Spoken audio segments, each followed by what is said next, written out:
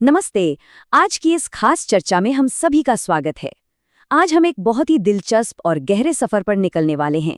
हम अक्सर सोचते हैं कि प्राचीन ज्ञान आज के जमाने में कैसे फिट बैठता है ना?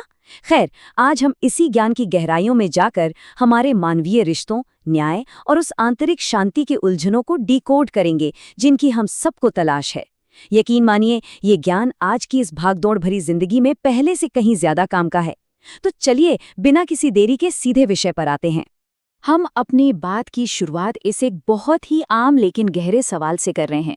हम सभी ने कभी न कभी ये महसूस किया होगा, रिश्ते जो हमारी जिंदगी का सबसे बड़ा सपोर्ट सिस्टम होते हैं, जो हमें सुरक्षित महसूस कराते हैं, अक्सर वही हमारी सबसे बड़ी मानसिक उलझन और दर्द की वजह क्यों बन जाते हैं। आखिर ऐसा क्या है जो इन रिश्तों में टूट जाता है? चलिए इस गुत्थी को सुलझाते हैं। तो सबसे पहले बात करते हैं भाग 1 की, रिश्तों में संघर्ष की जड़ें और ये जो अपेक्षाओं का भ्रम है ना, इसके बारे में। देखिए, रिश्तों में जो खटास आती है ना, उसकी असली जड़ बाहर नहीं बल्कि हमारे अपने ही दिमाग में होती है। और वो जड़ है हमारी अनकही उम्मीदें या अपेक्षाएं। हम मान लेते हैं कि सामने वाला व्यक्ति, चाहे वो हमारा पार्टनर हो, दोस्त हो या बच्चे, हमारी हर बिना कही बात समझ लेगा।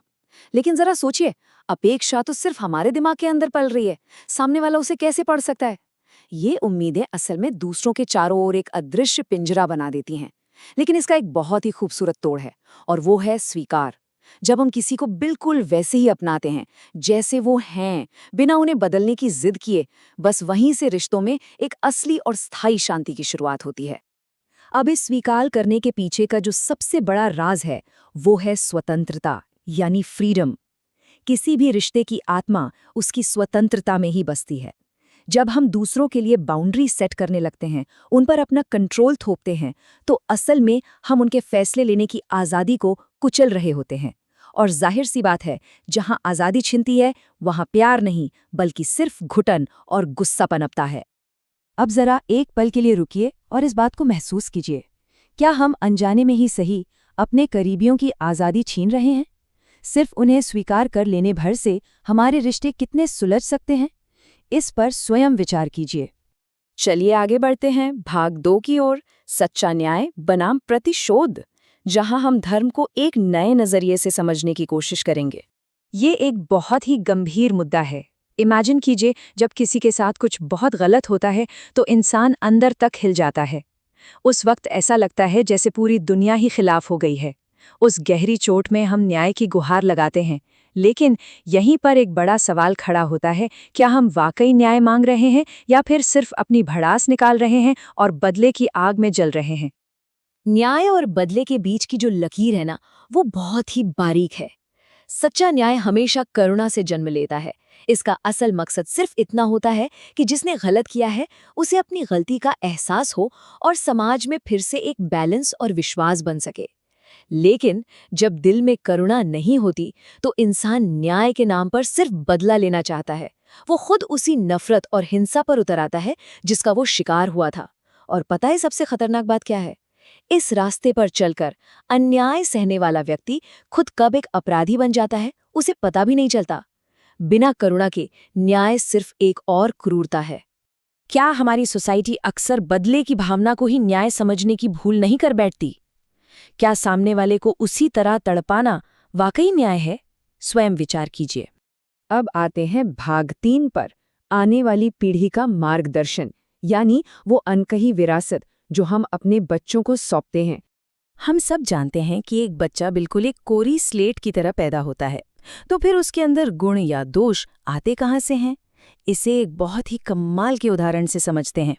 आपने देखा होगा कि गांव में या किसी खुले मैदान में जब लोग बार बार एक ही रास्ते से गुजरते हैं, तो वहां घास मिट जाती है और एक पक्की पगडंडी बन जाती है ना?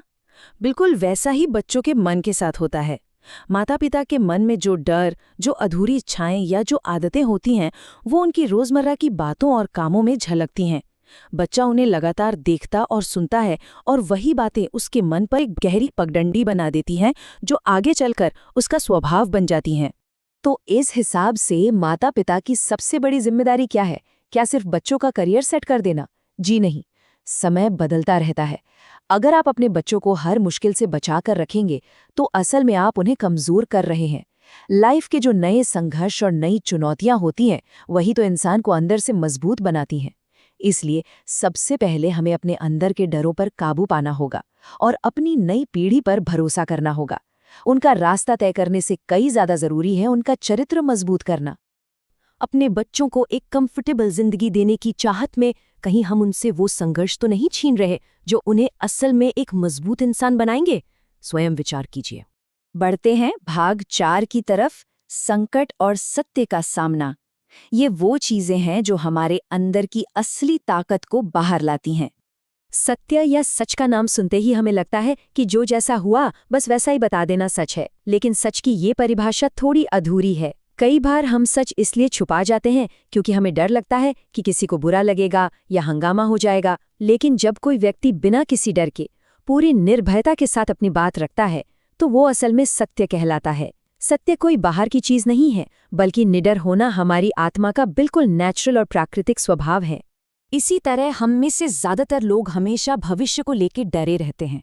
हम सोचते हैं कि बस किसी तरह आने वाले संकटों से बच जाएं। लेकिन एक बहुत ही गहरा सच ये है कि संकट और उसका समाधान दोनों जुड़वां हैं। वो एक साथ ही जन्म लेते हैं। संकट से भागना नहीं चाहिए, क्योंकि जब हम किसी मुश्किल का डटकर सामना करते हैं तो वो हमें अंदर से निखार देता है। हमारा कॉन्फिडेंस बढ़ता है और हम पूरी दुनिया के लिए एक मिसाल बन जाते हैं। क्या आने वाले कल की परेशानियों से डरकर अपने आज को खराब करना समझदारी है, या फिर उन संकटों को खुद को बेहतर बनाने का एक मौका मानना? स्वयं विचार कीजिए। अब हम एक बहुत ही आध्यात्मिक पहलू पर आते हैं। भाग 5, परंपरा बनाम सच्चा धर्म, पत्थर के भीतर की मूर्ति। ये मेरी पसंदीदा बातों में से एक है। जरा इस मेटाफर को समझिए। हम अक्सर परंपराओं को ही धर्म मान लेते हैं, लेकिन परंपरा सिर्फ एक पत्थर की तरह है और सच्चा धर्म उस पत्थर के अंदर छिपी हुई एक बेहद खूबसूरत मूर्ति है। अब उस मूर्ति को बाहर कैसे लाएं? इसके लिए समझ और विवेक चाहिए, ताकि पत्थर के जो फालतू हिस्से हैं उन्हें तोड़कर हटाया जा सके। जैसे भगवान कृष्ण ने इंद्र पूजा की पुरानी परंपरा को तोड़कर गोवर्धन पूजा का सच्चा धर्म लोगों को सिखाया था। अगर हम आंखें मूंद कर बस परंपराएं निभाते रहेंगे तो शायद हम सच्चे धर्म से कभी मिल ही ना पाएं। और अब इस सफर का आखिरी पड़ाव, भाग 6, शक्ति, कर्म और परिणाम। हम समझेंगे कि बाहर से दिखने वाली दुनिया और अंदर की सच्चाई में कितना फर्क होता है। हम अक्सर अपने आसपास देखते हैं और सोचते हैं कि यार, ये जो लोग गलत काम करते हैं ये तो बड़े मजे में है, और जो अच्छे लोग हैं वो परेशान हैं। लेकिन क्या वाकई ऐसा है? बिल्कुल नहीं। जो अधर्म या गलत रास्ते पे चलता है वो भले ही बाहर से कितना भी सक्सेसफुल लगे, लेकिन अंदर से वो हमेशा डरा हुआ और बेचैन रहता है। उसे किसी पर भरोसा नहीं होता। इसके उलट जो व्यक्ति धर्म के रास्ते पर है, हो सकता है कि बाहर उसे कई मुश्किलें आएं, लेकिन उसके अंदर एक ऐसी कमाल की शांति होती है जिसे कोई छीन नहीं सकता। उसे समाज में सच्ची इज्जत मिलती है और वो रात को सुकून की नींद सोता है। और जब बात आती है सत्ता या पावर की, तो हमें लगता है कि पावरफुल वो है जो दूसरों को डरा सके या उन्हें कंट्रोल कर सके। लेकिन ये पावर का सबसे बड़ा भ्रम है। जो असली पावर होती है ना, वो क्रूरता या डर से नहीं, बल्कि प्यार, करुणा और धर्म से पैदा होती है। तभी तो आज भी इतिहास में उन क्रूर राजाओं की पूजा नहीं होती जिन्होंने दुनिया को डराया, बल्कि उन ऋषियों और गुरुओं की पूजा होती है जिन्होंने लोगों को सही रास्ता दिखाया। तो इस पूरी गहरी चर्चा से हम क्या सीख सकते हैं? जब भी जिंदगी में किसी बड़े दौराहे पर खड़े हों, कोई बड़ा फैसला लेना हो, तो अपने दिमाग से भविष्य का वो डर निकाल दीजिए। खुद से सिर्फ एक सवाल पूछिए, मैं जो भी करने जा रहा हूं, क्या ये मेरे स्वार्थ के लिए है या धर्म के लिए? अगर आपका फैसला धर्म और सच्चाई पर टिका है, तो मान कर चलिए कि आपका भविष्य अपने आप ही बेहतरीन और सुरक्षित हो जाएगा।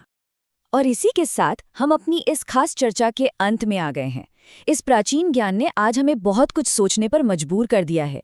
हमारे छोटे छोटे फैसले सिर्फ हमारी जिंदगी ही नहीं, बल्कि पूरी मानवता का भविष्य तय करते हैं। तो सवाल ये है, क्या हम अपनी उन छोटी स्वार्थी इच्छाओं से ऊपर उठ पाएंगे? क्या हम उस सच्चे धर्म के रास्ते पर चलने की हिम्मत दिखा पाएंगे जो स्वतंत्रता, स्वीकार और करुणा सिखाता है? इस सवाल का जवाब हम सभी को अपने अपने भीतर झांक कर ही खोजना होगा। इस शानदार सफर में हमारे साथ जुड़े रहने के लिए बहुत बहुत धन्यवाद।